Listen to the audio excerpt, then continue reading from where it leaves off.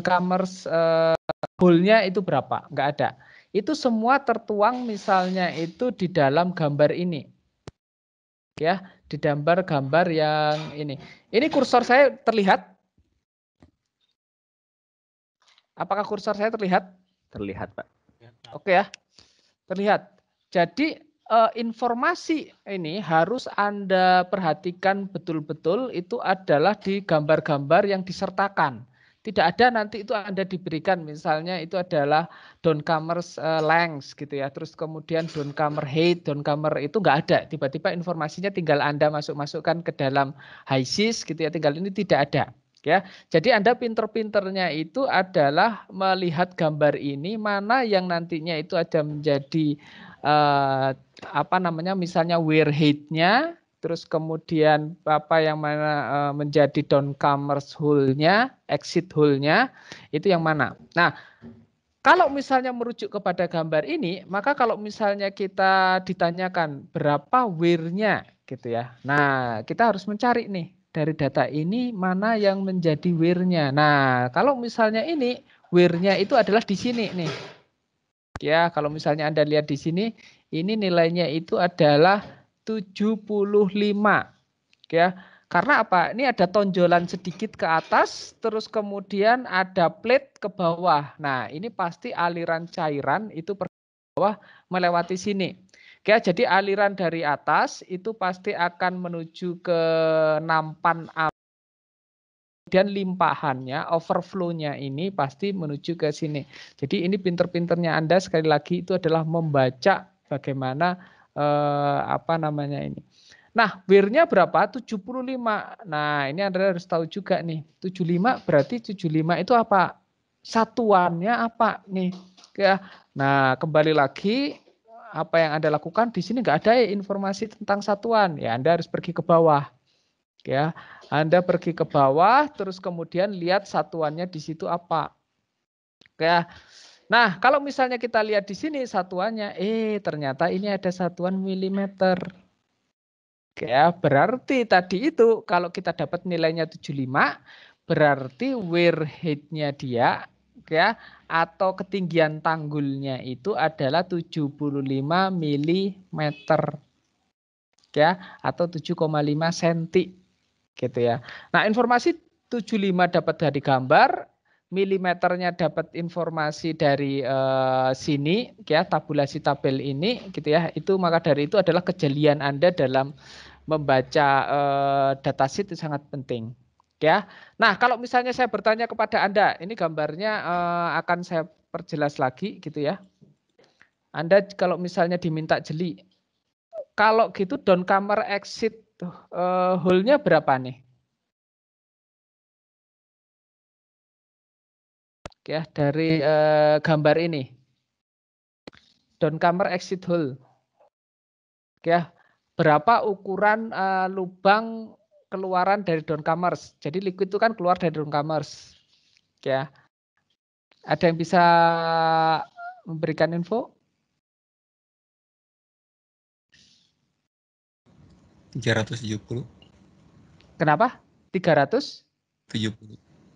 Sebentar, Anda 370 dapat dari mana ya? Ukurannya kan Pak 370 mm. Berapa? Berapa milimeter? 370. 370. 370. Sebentar. Oh, ini ya. Nah, ini oke ya, ini ya. Ya. Nah, apa namanya? Oke, ini adalah downcomer width gitu ya. Jadi lebar downcomers. Ya, ini ya 370 ini ya. Siapa tadi yang menjawab? Iya, Pak. Nah, ini disebut sebagai downcomer width lebar downcomers. Ya. Nah, kalau yang disebut dengan downcomer exit hole gitu ya, itu adalah yang ada di sini. Coba Anda lihat ini. Ya, ini adalah 70. Jadi cairan itu kan tumpah ya, tumpah cairan itu dari atas ini menggenangi area AB ini. Terus kemudian overflow-nya turun, kayak gitu, jeret gitu. Ya. Nah, kemudian dia keluar menuju ke area C ini, ya. Nah, ini itu adalah 70 itu adalah dia itu exit hole-nya dia, exit hole cairannya, cairan keluarnya. Ya. Nah, itulah yang nilainya ini adalah jarak antara baseline-nya dia terhadap lubang sedemikian hingga cairan itu keluar dari downcomers, ya. Jadi height-nya hole itu adalah 70. Ya. Jadi cairan itu keluar dari downcomers. Downcomers itu kan ini ya. Ini adalah downcomers ini. Ini downcomers itu adalah itu di ketinggian 70, ya. Nah, kenapa saya itu menyampaikan ini dan ini kenapa penting? Kenapa dengan ini? Karena jepitan ini dia itu menjepit liquid supaya ini istilahnya, maka dari itu ada istilahnya adalah downcomers chokes ini ya. Jepitan ini itu akan menentukan yang namanya itu adalah kecepatan cairan keluar dari downcomers. Ya, itu yang akan nanti menahan cairan supaya tidak cepat-cepat menggelontor. Gitu ya. Jadi seperti halnya Anda menyiram tanaman dengan menggunakan selang, gitu ya. Biasanya di bagian ujung Anda kan jepit gitu ya. Ya, itu untuk menjaga berapa cairan yang nantinya akan keluar di situ. Apabila jepitan di selang Anda itu Anda perkecil, yang terjadi itu adalah cairannya keluar sedikit, tetapi kecepatan muncratnya itu keluarnya cairan tadi itu sangat cepat sekali. Ya. Nah, itu juga dihindari. Maka dari itu adalah kalau misalnya Anda berhubungan dengan valve tray atau berhubungan dengan tray kolom gitu ya. Ada yang namanya speed ketika keluar dari atau liquid velocity ketika keluar dari downcomers. Ya. Itu juga harus nilainya itu tertentu. Jangan sampai dia itu seperti halnya Anda selang tadi Anda jepitnya keterlaluan sedemikian hingga kecepatan cairannya itu sangat cepat sekali. Oke ya. Tetapi kalau misalnya Anda menjaga dengan ini, apa yang bisa lakukan? Anda bisa menjaga ketebalan dari cairan yang ada di dalam tray-nya. Ya. Menjaga ketebalan cairan dalam tray itu sangat penting untuk menjaga pressure drop di dalam tray. Ya. Jadi pressure drop dalam tray itu diaturnya dari kecepatan cairan itu adalah keluar dari downcomers.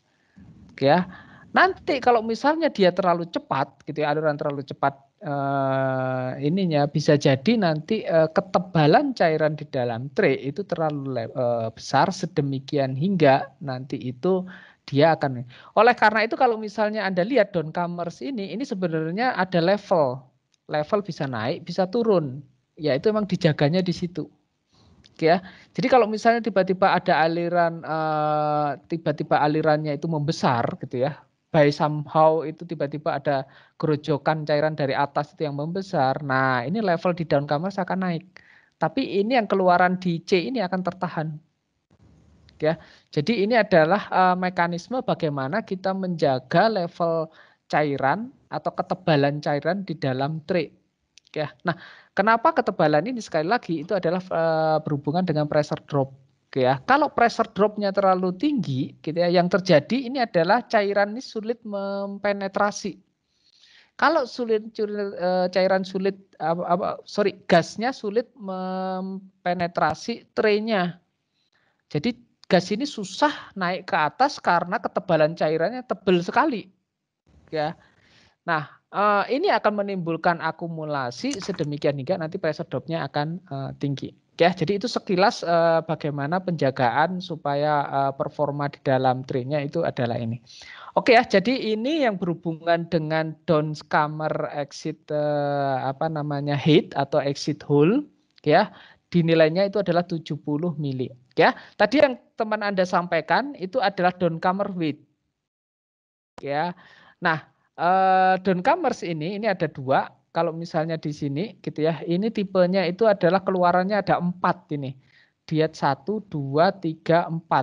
Oke ya, jadi nanti pathway-nya itu ada 4. Ya.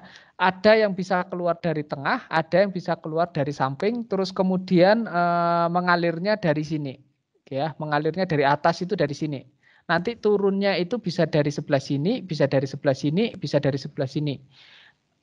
Naik apa namanya? Dari atas itu dari alirannya dari sini, dari sini. Ya, jadi kalau misalnya apa namanya kita perhatikan itu bisa turun dari sini, nah nanti arahnya seperti ini. Ya, makanya bentukannya itu adalah 4 itu adalah ini ya. Ini adalah kalau misalnya kita berhubungan dengan apa namanya trade. Oke, coba kita perhatikan lagi ya.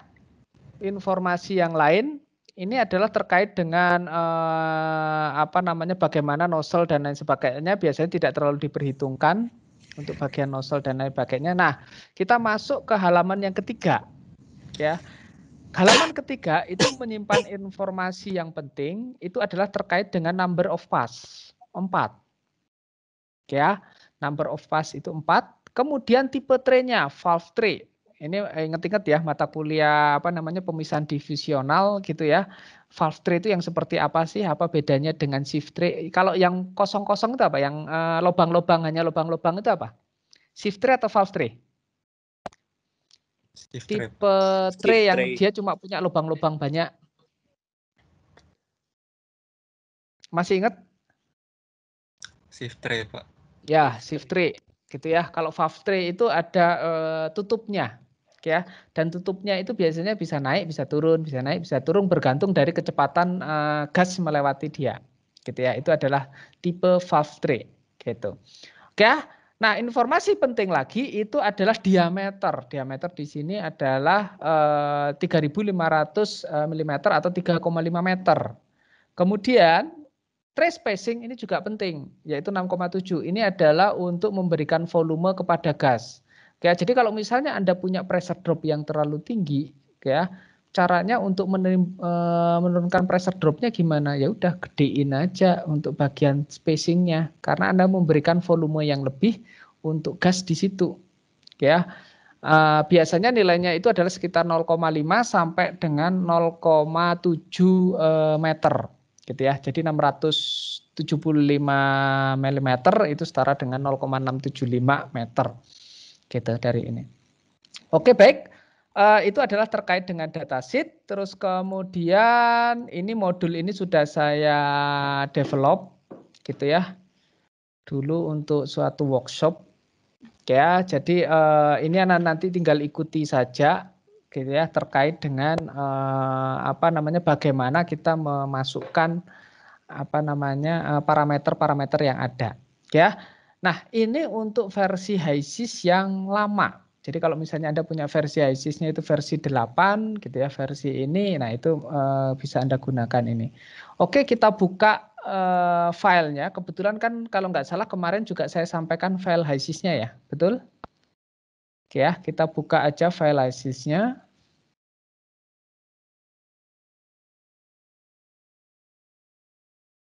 Oke ya. Nah, file HiSys-nya judulnya itu adalah CO Stripper. Oke. HiSys saya terlihat di layar Anda?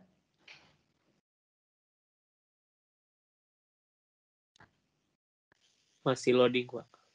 Kenapa? Terlihat masih loading ya? Masih loading. Ya, biasalah. Komputer lama.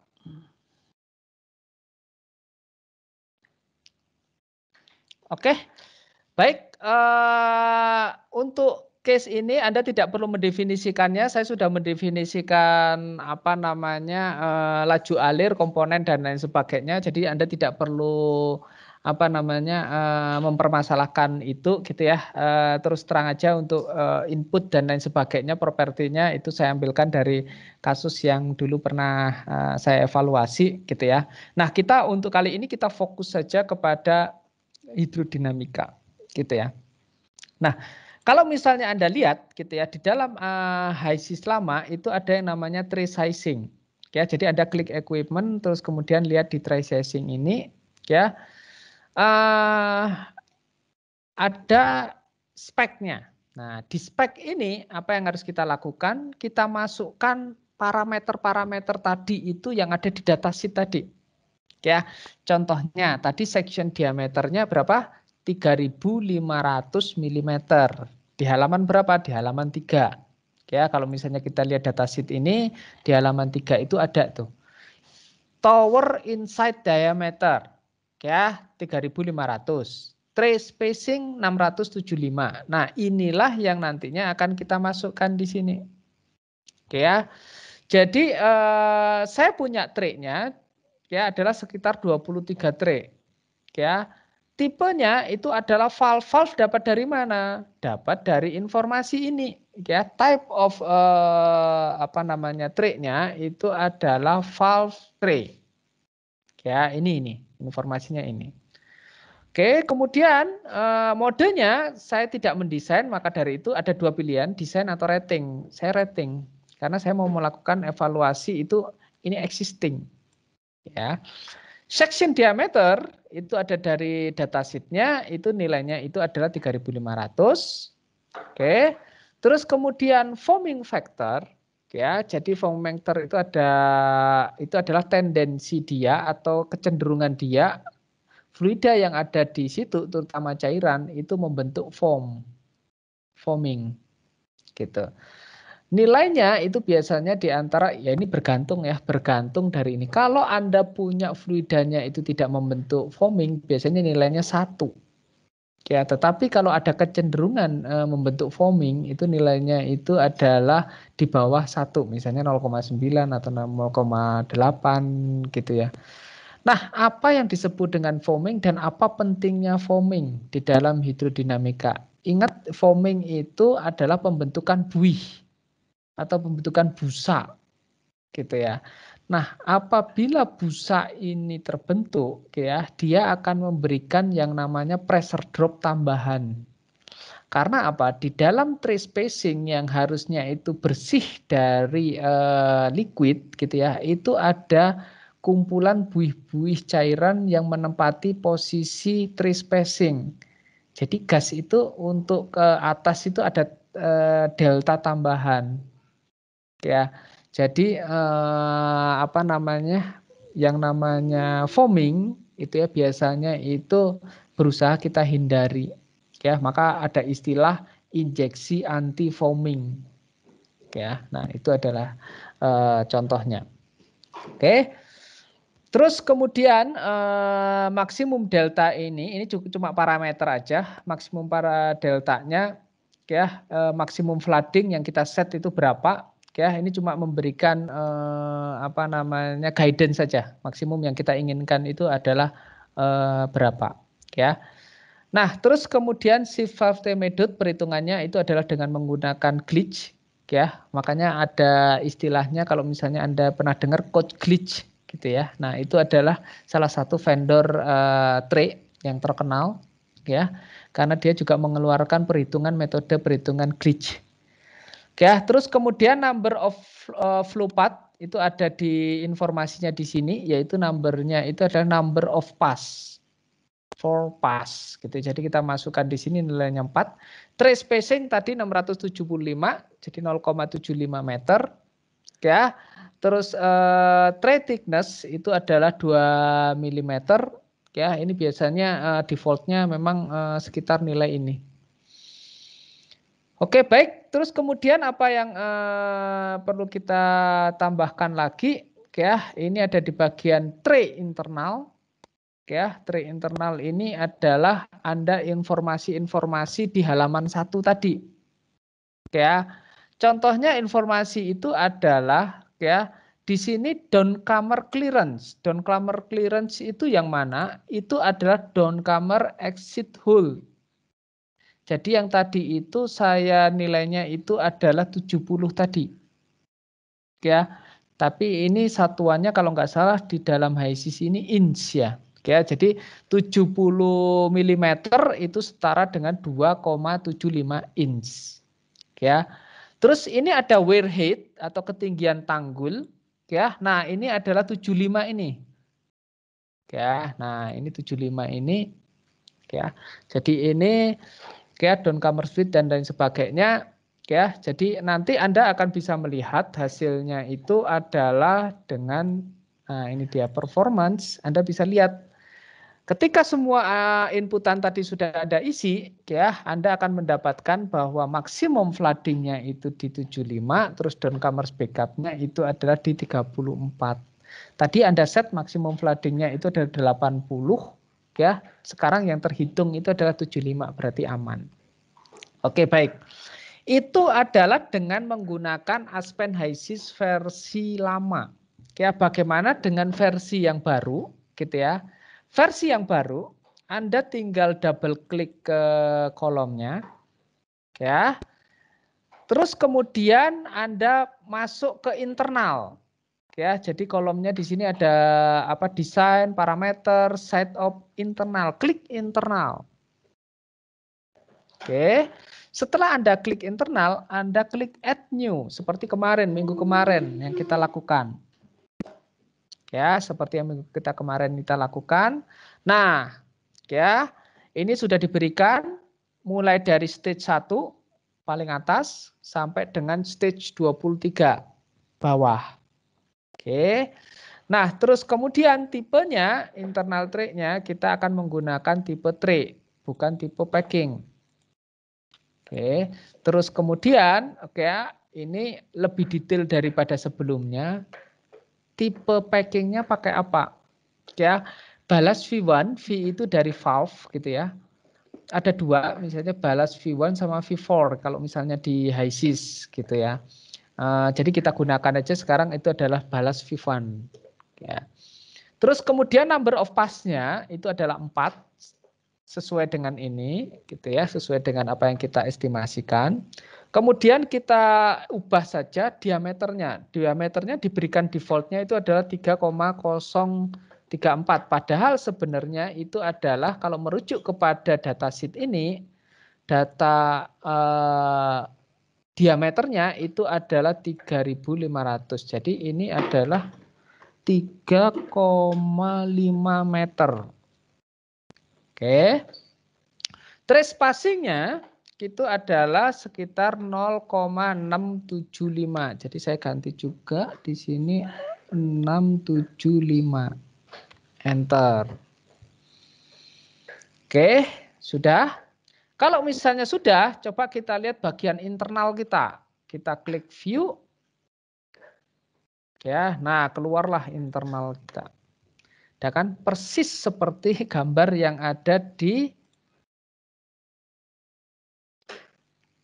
sini, ya kan? Nah, persis gambar yang ada di sini. Apa yang harus kita lakukan? Ya kita modifikasi saja berdasarkan gambar tersebut, berdasarkan data yang kita punya. Ya, site downcomer width atau lebarnya ini dari tadi informasi yang teman Anda sampaikan tadi berapa nilainya? Halo. Tadi yang menyampaikan downcomer width berapa? 370. 370 tapi milimeter ya? Iya, Pak. Oke, saya ubah milimeter. Sip. Terus kemudian untuk yang center downcomer-nya berapa?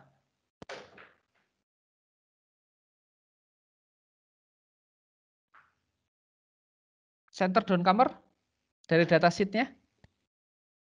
420 mm, Pak. 420? Iya. 420 mm.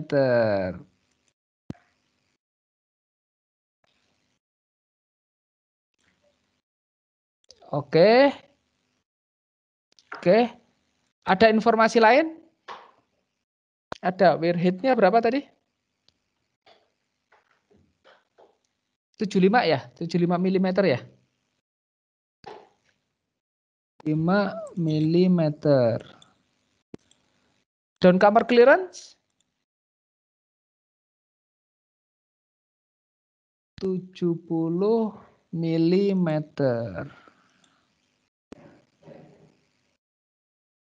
Oke, trace spacing sudah benar. Ya. Terus kemudian dia ini Terus off center down camber location ada ini panjangnya? Ada? Kalau ada kita sampaikan, kalau nggak ada nggak apa-apa. Ini ada 795 mm. Oke ya. 795 berarti 0,795 ya. Meter.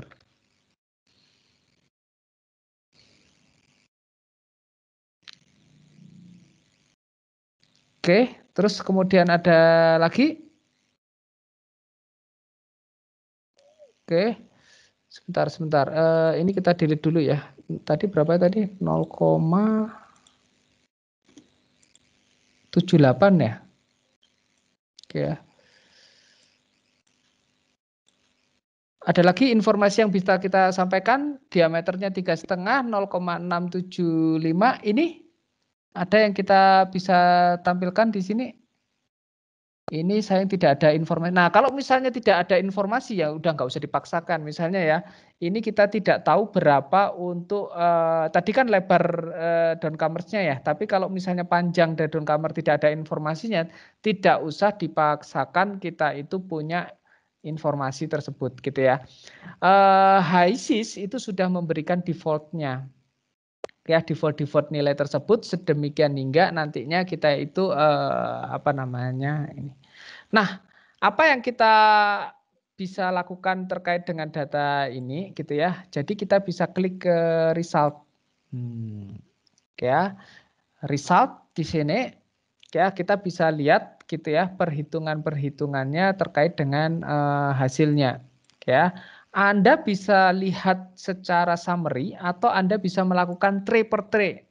Kalau tray per tray itu akan sudah diperlihatkan ini adalah peristiwa flooding di setiap traynya itu nilainya seberapa.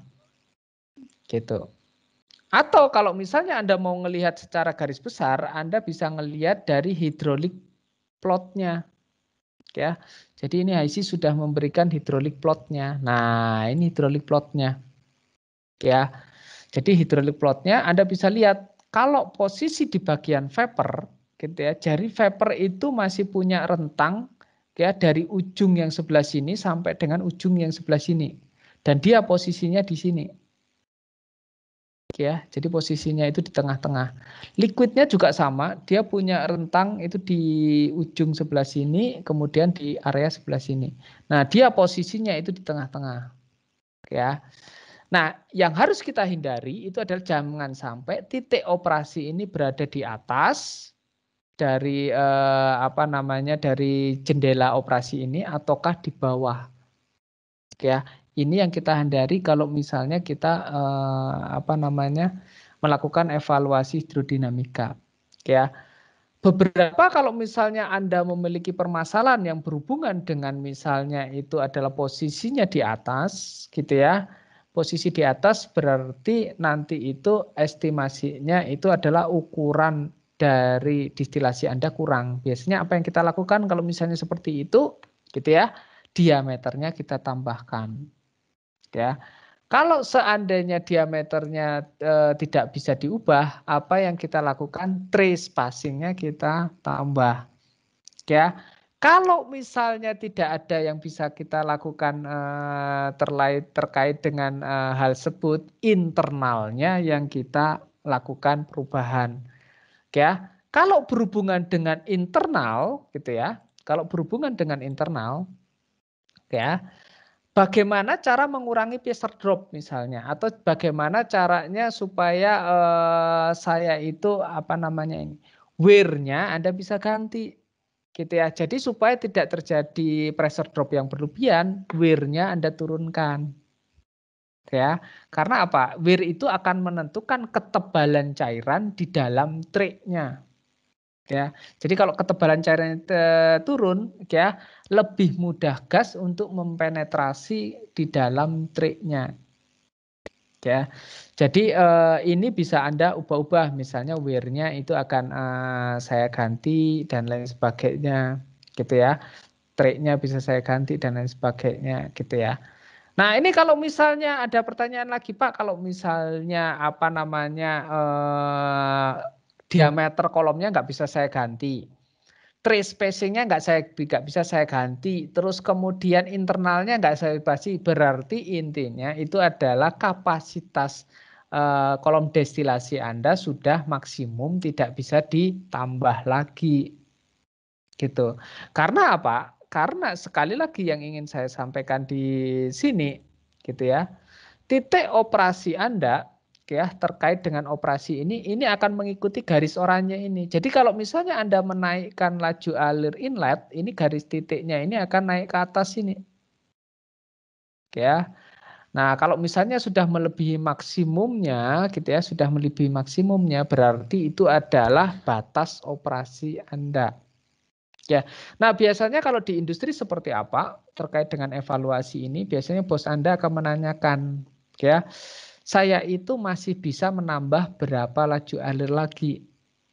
Ya, jadi berapa persen lagi yang laju alir yang bisa saya inputkan ke dalam kolom destilasi saya. Ya. Nah, itu ngelihatnya dari mana? Ya, Anda bisa melihat dari sini. Ya.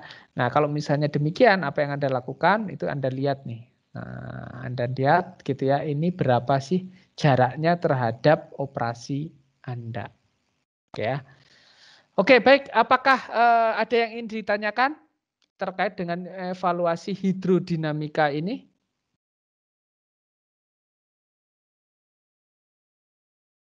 Tidak ada? Kebingungan? Siapa yang masih bingung? Semoga tidak bingung ya. Sudah jelas?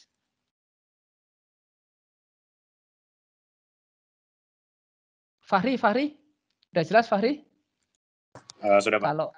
Kalau ketuanya apa namanya belum jelas ya berarti penjelasan saya belum jelas. Gimana Fahri? Sudah Pak. Oke ya, sudah jelas ya. Oke, ini saya berikan contoh gitu ya, contoh di industri kalau misalnya kalian ini kok belum terlihat. Waduh.